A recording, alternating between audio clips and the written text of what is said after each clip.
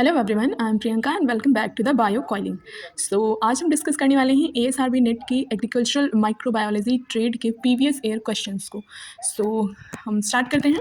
पहला जो हमारा क्वेश्चन है वो है symbiotic relationship in which one organism is benefited and other remains unaffected. पूछा गया है कि ऐसा कौन सा सिम्बायोटिक रिलेशनशिप है जिसमें एक ऑर्गेनिज्म को बेनिफिट मिलता है और दूसरा जो है वो अनअफेक्टेड रहता है। तो जो इसका करेक्ट ऑप्शन है वो ऑप्शन नंबर ए है, यानी कि कॉम्युनलिज्म। ये एक ऐसा सिम्बायोटिक रिलेशनशिप है जिसमें एक ऑर्गेनिज्म को तो बेनिफिट होता है पर दूसरी को ना तो बेनिफिट होता है ना तो कोई हार्म होता है। हमारा नेक्स्ट क्वेश्चन है a relationship in which one organism is adversely affected while the other remains unaffected। तो इसका जो करेक्ट ऑप्शन है वो है एमिनलिज्म। तो आई थिंक अगर आपने माइक्रोबायोलॉजी पढ़ी है अपने पीजी में या फिर ये क्वेश्चंस तो मतलब ये टर्म्स हम अपनी 12th क्लास से ही पढ़ते हैं, मतलब अपने हाई स्कूल से ही पढ़ते हुए आते हैं। आपको पता होगा इनका जो छोटे छोटे टर्म्स हैं और बाकी आपने पढ़ा ही होगा। मैं इसका डिटेल नहीं कर रही हूँ, पर अगर आपको डिटेल चाहिए तो आप मुझे कमेंट में डाल सकते हैं। मैं जो अगली वीडियो बनाऊंगी उसमें मैं सारी क्वेश्चंस को बहुत अच्छे से डिटेल में करूँगी, जैसा मैंने जो एएसआरबी नेट की एग्रीकल्चरल बायोटेक्नोलॉजी के लिए किया है वैसा ही मैं नोट्स प्रोवाइड कर दूँगी। नेक्स्ट वीडियो में हमारा नेक्स्ट क्वेश्चन है algae used in the production of single cell protein. ऐसी कौन सी एल्गी है जो मतलब जो सिंगल सेल प्रोटीन को प्रोड्यूस करती है। इसका जो हमारा करेक्ट ऑप्शन है वो है स्पाइरुलिना और क्लोरेला। ये दोनों सिंगल सेल प्रोटीन मतलब ये सिंगल सेल की होती हैं। ये जो है बहुत ज़्यादा न्यूट्रिएंट रिच होती हैं, तो इसलिए इनको मतलब as a protein nutrient use किया जाता है। नेक्स्ट क्वेश्चन है हमारा microorganisms which grow using diauxic growth pattern use the following. Question पूछा गया है कि ऐसे माइक्रो ऑर्गेनिज्म जो कि अपनी ग्रोथ के लिए, खुद को ग्रो करने के लिए डायोक्सिक ग्रोथ पैटर्न को यूज़ करते हैं, तो वो इन चारों ऑप्शन में से किस चीज़ का यूज़ करते हैं। जो इसका करेक्ट ऑप्शन है वो है ऑप्शन नंबर डी, यानी कि initially use one nutrient for growth and then alters its metabolism to make use of the second. Next question है तो जो नेक्स्ट क्वेश्चन है हमारा वो पूछा गया है कि the growth phase in which maximum number of bacteria are obtained, यानी कि ऐसी ग्रोथ फेज़ के बारे में आपको बताना है जिसमें जो नंबर ऑफ बैक्टीरिया होते हैं वो सबसे ज़्यादा ऑब्टेन्ड होते हैं। जो है आपको वो ग्रोथ फेज़ दी हुई है, तो इसका जो करेक्ट ऑप्शन है, करेक्ट आंसर है वो है option number B. Next question the two step process in which ammonia is converted to nitrate is. इसमें पूछा गया है कि 2 स्टेप की वो प्रोसेस जिसमें अमोनिया जो है वो नाइट्रेट में कन्वर्ट हो जाता है, उसको हम क्या कहते हैं। इसका करेक्ट ऑप्शन है ऑप्शन नंबर सी, यानी कि नाइट्रिफिकेशन। नाइट्रिफिकेशन के बारे में आप सबने पढ़ा होगा, बहुत कॉमन प्रोसेस है। नेक्स्ट क्वेश्चन है the term mycorrhizae was coined by. Mycorrhiza एक टर्म होता है, उसको किसने दिया था। माइक्रोराइजा आपको पता होगा कि जो हायर प्लांट्स की, जो डाइकॉट प्लांट्स होते हैं उनकी जो रूट्स होती हैं वो और फंगस के बीच में एक एसोसिएशन होता है, उसे हम कहते हैं माइक्रोराइजा। माइक्रोराइजा आप सभी जानते होंगे। इसका जो करेक्ट ऑप्शन है वो है option number C, AB Frank ने इस माइक्रोराइजा नाम का टर्म दिया था।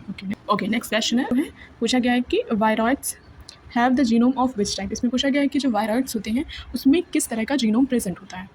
इसका जो करेक्ट ऑप्शन है वो है option number C, single stranded RNA genome इसमें प्रेजेंट होता है। नेक्स्ट क्वेश्चन नंबर 9 है a process by which heavy metals are degraded using native microflora. Question पूछा गया है कि ऐसी कौन सी प्रोसेस है जिससे हैवी मेटल्स जो होते हैं वो डिग्रेड हो जाते हैं वहाँ की जो माइक्रोफ्लोरा होती है उसको यूज़ करके, जो नेटिव माइक्रोफ्लोरा होती है उसको यूज़ करके।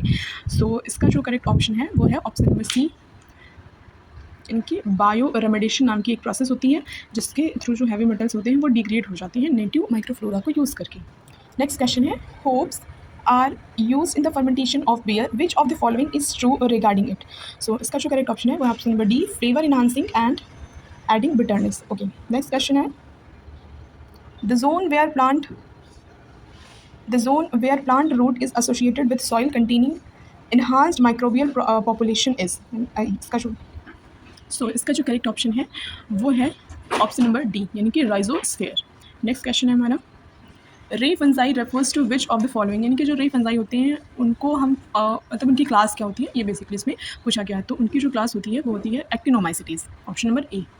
नेक्स्ट क्वेश्चन है the antibiotic produced by Bacillus subtilis, यानी कि जो एक बैसिलस सबटिलिस नाम का एक बैक्टीरिया होता है वो कौन सा एंटीबायोटिक प्रोड्यूस करता है। आप सभी जानते हैं कि बैक्टीरिया जो होते हैं वो एंटीबायोटिक प्रोड्यूस करने के काम में आते हैं। सो इसमें ये पूछा गया कि कौन सा बैक्टीरिया है, तो नाम से ही पता चल रहा है कि इसका जो ऑप्शन होगा वो ऑप्शन नंबर बी यानी कि बेसिट्रेसिन होगा। सो नेक्स्ट क्वेश्चन है 14, earthy smell of soil after rain is due to the chemical substance, यानी कि पूछा गया है कि जब बारिश होती है तो उसमें एक जो मिट्टी की खुशबू आती है वो किसके कारण आती है। तो ये तो पता है आप सभी को कि फंगस के कारण आती है। जो फंगस होते हैं प्रेजेंट होते हैं जो हमारे सॉइल में, तो जब उन पे बारिश की बूंदें पड़ती हैं तो वह एक अलग तरह का रिएक्शन होता है, केमिकल रिएक्शन होता है, तो उसकी वजह से वहाँ पे जो खुशबू आती है तो वो उसी की वजह से आती है। पर इसमें थोड़ा सा डिटेल में पूछा गया, पर आपको उसकी क्लास बतानी है, उस फंगस की क्लास बतानी है। तो इसका करेक्ट ऑप्शन है, इसका जो करेक्ट ऑप्शन है वो है ऑप्शन नंबर बी, यानी कि जियोस्मिन प्रोड्यूस्ड बाय एक्टिनोमाइसिटीज, यानी कि जो वो एक सब्सटेंस प्रोड्यूस करते हैं वो उसे हम जियोस्मिन कहते हैं और वो एक्टिनोमाइसिटीज फंगस के द्वारा जो है वो प्रोड्यूस किया जाता है। सो हमारा नेक्स्ट क्वेश्चन है degradation of paddy straws using earthworms. Question पूछा गया है कि जो डिग्रेडेशन होता है पैडी स्ट्रॉज का अर्थवॉर्म्स के द्वारा, तो उस प्रोसेस को हम क्या कहते हैं। जैसे आपने एग्रीकल्चर पढ़ा है, तो जब आपने प्रैक्टिकल किया होगा, आपको कभी फील्ड पे ले जाया गया होगा, तो वहाँ पे आपने पैडी देखा होगा, यानी कि धान का जो स्ट्रॉ देखा होगा। तो स्ट्रॉ का मतलब क्या होता है कि जब हम धान को हार्वेस्ट कर लेते हैं तो जो उसका पेड़ जो बचता है उसे हम स्ट्रॉ कहते हैं, हिंदी में पुआल कहते हैं। तो उसका डिग्रेडेशन कर दिया जाता है बाय अर्थवॉर्म। जब उसको हम काट के जो ज़मीन में गड़े रह जाते हैं, क्योंकि धान को हम पूरा जड़ से नहीं उखाड़ते हैं, उसको हम काटते हैं, तो जो जड़ें बच जाती हैं वो डिग्रेड कर दी जाती हैं बाय अर्थवॉर्म्स। तो उस प्रोसेस को हम क्या कहते हैं, तो उस प्रोसेस को हम कहते हैं वर्मी कंपोस्टिंग। सो हमारा नेक्स्ट क्वेश्चन है the form of sulphur that can be easily uptaken by plant and micro organisms. Question पूछा गया है कि सल्फर का ऐसा कौन सा फॉर्म है जो प्लांट्स और माइक्रो ऑर्गेनिजम्स के द्वारा ईजिली अपटेक किया जाता है या किया जा सकता है। सो जो इसका करेक्ट ऑप्शन है वो है option number B, that is SO4 2-। Okay, next question. Next question है हेट्रोसिस्ट फाउंड इन हेट्रोसिस्ट नाम का एक स्ट्रक्चर होता है, तो पूछा गया है कि वो किस में पाया जाता है। तो आप सभी को पता होगा कि ये जो है वो एनाबिना में पाया जाता है। इसका काम क्या होता है कि ये नाइट्रोजन फिक्सेशन में हेल्प करता है। तो एनाबिना जो है वो नाइट्रोजन फिक्सेशन कराता है। क्यों कराता है? क्योंकि उसके पास एक हेट्रोसिस्ट नाम का एक स्ट्रक्चर होता है, तो उससे वो जो है वो नाइट्रोजन फिक्सेशन करा सकता है। Okay, next question. Next question है what is the significance of tetrazolium salts. जो टेट्राजोलियम सॉल्ट्स होते हैं उनका सिग्निफिकेंट क्या है, ये पूछा गया है।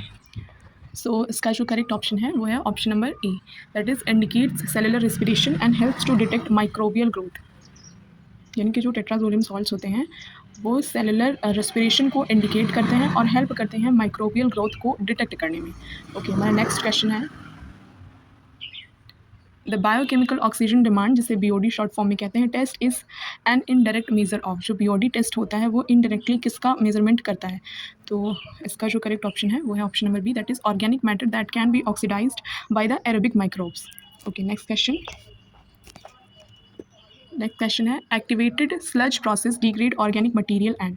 क्वेश्चन पूछा गया है कि एक्टिवेटेड स्लज प्रोसेस होती है वो ऑर्गेनिक मटेरियल्स को डिग्रेड करती है और क्या करती है। तो इसका जो करेक्ट ऑप्शन है वो है रिमूव न्यूट्रिएंट्स, यानी कि वो ऑर्गेनिक मटेरियल्स को डिग्रेड कर देती है और साथ के साथ न्यूट्रिएंट्स जो होते हैं उनको भी रिमूव कर देती है। सो यहाँ पर हमारे क्वेश्चंस ख़त्म होते हैं, और अगर आपको और क्वेश्चन चाहिए तो आप हमें कमेंट सेक्शन में बता सकते हैं, और आप अपना फीडबैक ज़रूर दीजिए। और अगर वीडियो पसंद आई है, मेहनत पसंद आई है, तो आप इस वीडियो को लाइक करिए, कमेंट कीजिए और शेयर ज़रूर कीजिए अपने दोस्तों में जिन्हें ASRB नेट का एग्ज़ाम देना है। So thank you so much. और आपको नेक्स्ट वीडियो किस चीज़ का चाहिए वो भी आप कमेंट में डाल सकते हैं। मैं पूरी कोशिश करूँगी कि मैं आपको अच्छा कंटेंट और अच्छी चीज़ें प्रोवाइड कर पाऊँ। Thank you so much. मिलते हैं नेक्स्ट वीडियो में।